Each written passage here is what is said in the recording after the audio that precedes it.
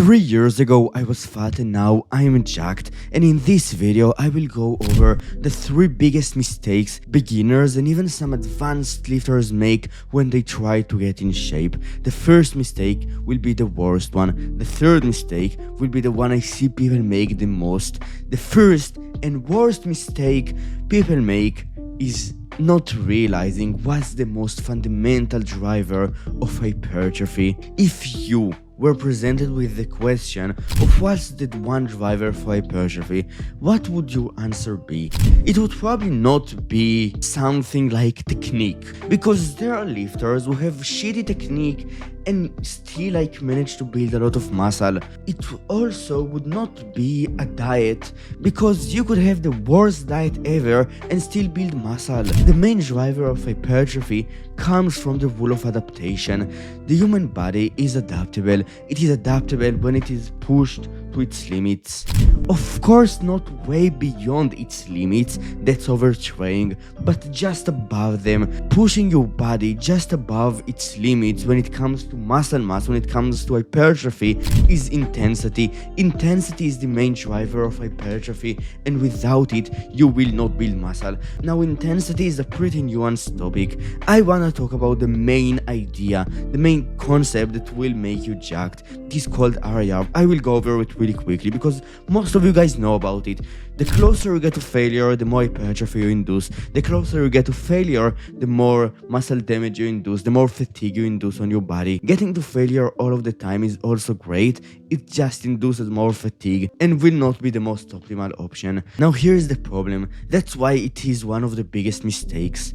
Most people don't get remotely close to failure. Most people are so far away to failure, and they don't realize why they don't gain muscle after 2 years of training, why their gains have stagnated. Like, they build a very small amount of muscle even though they have been training for only 2 years.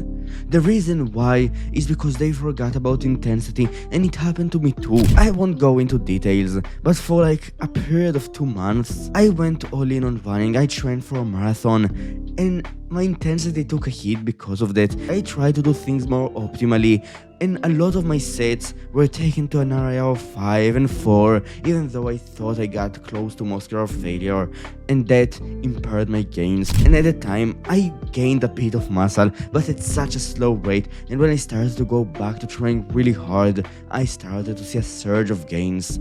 And that's the first mistake. The second mistake is a pretty boring one. I will go over it really quickly. There are 3 things that benefit muscle gain: training, recovery, and diet. The second mistake is sleep. Not sleeping enough, not taking care of sleep. Sleep outside of training and eating a good diet is the most important thing. And a lot of people don't realize that. They ignore sleep, they don't take care of it, and they miss out on a lot of gains. How do you take care of sleep? Now, I won't sit here and tell you to be fanatic about it like the Brian Johnsons of the world. Just make sure you get more than 7 hours per night, and that your sleep schedule is pretty structured and consistent between the days, because these are the 2 big hitters according to science. The third mistake is going and training really intensely and taking care of it to the greatest extent. It is sleeping enough and taking care of sleep. But when it comes to dieting, it is maybe looking at your calories and thinking you're eating a certain amount, but actually ignoring some of the foods you actually ate, and then not realizing why you don't lose weight, or overestimating your calories on some days and then not realizing why you are not gaining weight. And when it comes to your protein intake, it is not tracking it accurately, and not realizing that without that extra conscientiousness, accountability, those extra calories you ignore or add for no apparent reason, they add up and they cause you to make less progress. Accountability in your diet is the third mistake.